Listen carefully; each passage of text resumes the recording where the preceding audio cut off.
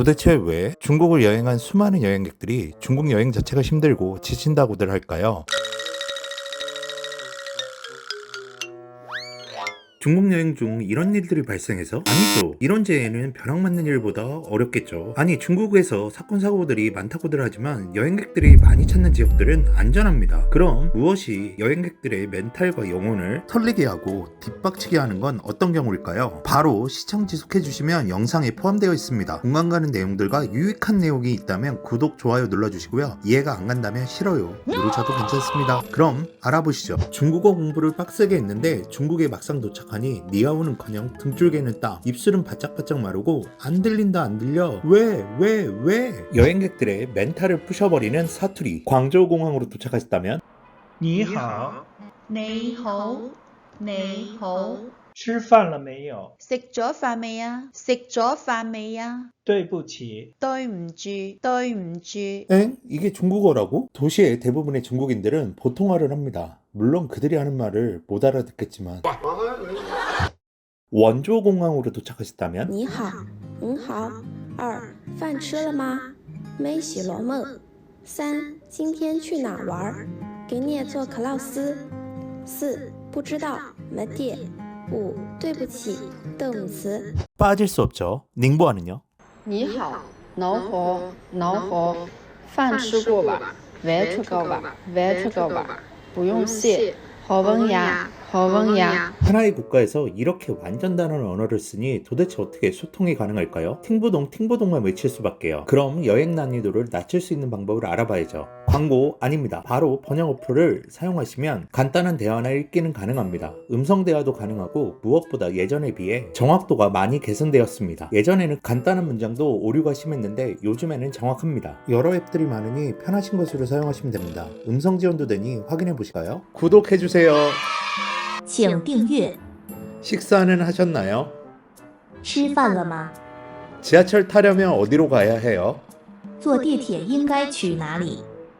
사진 찍어서 번역하는 기능은 참 많이 유용합니다. 탕수육도 찍먹과 부먹으로 호불호가 극명하게 갈리는데 중국 음식이 입맛에 맞지 않는다면 그야말로 여행 난이도 극상으로 가는 특급 열차에 탑승한 겁니다. 이거 더빙 잘해야 되는데. 중국 지역별 음식 종류는 베이징 가오양, 텐진 고타리지, 허베이 로우허샤오, 스촨 마파두푸, 위주酸汤위, 랴오닝 주로 순펑티ao, 해롱장 꼬바로, 윈난 고차오시엔, 광시 로시펀, 하이난 원창지, 총칭 라지지, 지린 청정百vị安徽炒国鱼福建福调酱江西粉蒸肉上海红烧肉江苏红烧狮子头浙江西湖厨艺山东九转大肠湖北绵阳三酱湖南剁椒鱼头广东白切鸡山西羊肉泡馍山西刀削西江酥油肠新疆烤全羊甘肃河香糕肉宁夏清蒸糕肉内蒙古手发羊肉青海羊肉炒面片河南烩面香港牛肉丸澳门马仔烧台湾리로파 이렇게 많은 음식들 중에 먹을 게 없다. 한 번 두 번은 먹었지만 기름지고 지금까지 먹어보지 못한 향신료와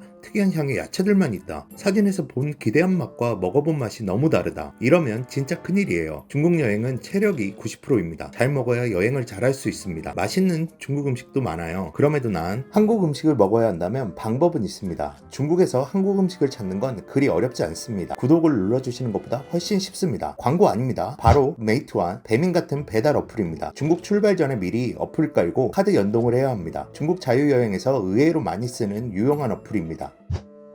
여러분이 원하시는 음식이 모두 이 안에 있습니다. 다만 이런 경우가 있다면 중국이랑 정말 안 맞는 겁니다.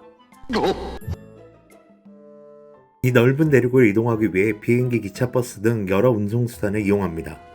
여행에서 만나는 빌런이 가장 많은 기차는 여행객의 멘탈을 만렙까지 이르게 합니다. 만약 주위에 다수의 일행과 단체가 있다면 여행 난이도는 최고조에 다다르고 기차에서의 휴식은 꿈과 같이 사라집니다. 이런 휴식을 원했지만 음식 냄새와의 전쟁도 이겨내셔야 하고 음식 냄새는 아무것도 아니다 라는 생각이 번쩍 들 만한 헤비 스모커 형님과의 담배 냄새의 전투도 치러내야 합니다. 참 희한한 게 이 형님들의 담배 냄새가 꼭 객실로 들어옵니다. 그래서 장거리 버스를 선택하셨다면 위에 보이시듯 2시부터 5시까지 무정차로 계속 달립니다. 야간 이동이나 낮 눈만 감으면 잘 수 있는 분이 아닌 이상 발냄새와 여러 냄새들과 전쟁을 치러야 합니다. 몸을 옆으로 돌리기도 어려운 침대에서 최소 10시간 이상을 견뎌내야 합니다. 한 도시만 여행할 계획이시라면 중국 지하철은 굉장히 쾌적합니다. 비용도 저렴하고 무엇보다 여름철에 에어컨이 빵빵합니다. 요즘엔 띠띠추싱이 대세입니다. 한국에서 꼭 어플 설치 오세요. 요즘은 중국 길거리에서 택시 잡기가 어렵습니다. 가격도 차량 종류와 성격에 따라 선택할 수 있습니다. 기사와 가격으로 힘 뺄 필요가 없습니다. 이것 말고도 힘든 중국 여행인데 택시 가격으로 사기당하는 호갱에서 해방되었네요. 이 형님은 한 가지 실험을 합니다. 중국에서 외국인이 숙박 가능한 호텔은 가격이 얼마인지 실험합니다.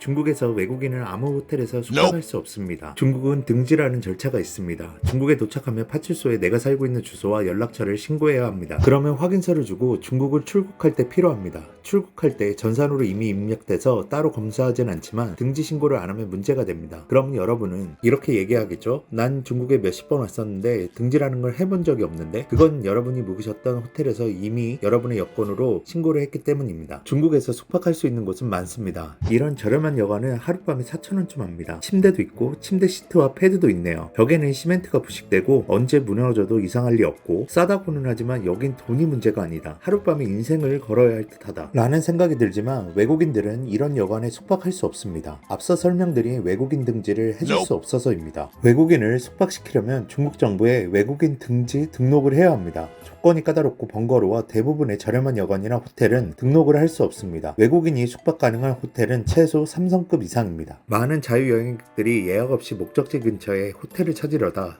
숙박이 거절되고 길이에서 몇 시간을 허비하는 광경을 종종 보셨을 겁니다. 이런 부분도 중국 여행의 난이도를 높입니다. 중국에서 굳이 체력 낭비 마시고 편하게 여행 앱에서 각자의 상황에 맞는 숙박업체 찾으시고 정신승리에 어떨까요? 중국 여행 난이도 왜 극상일까에 대해 알아봤습니다. 공감과 재미가 있으셨다면 구독, 좋아요 부탁드려요.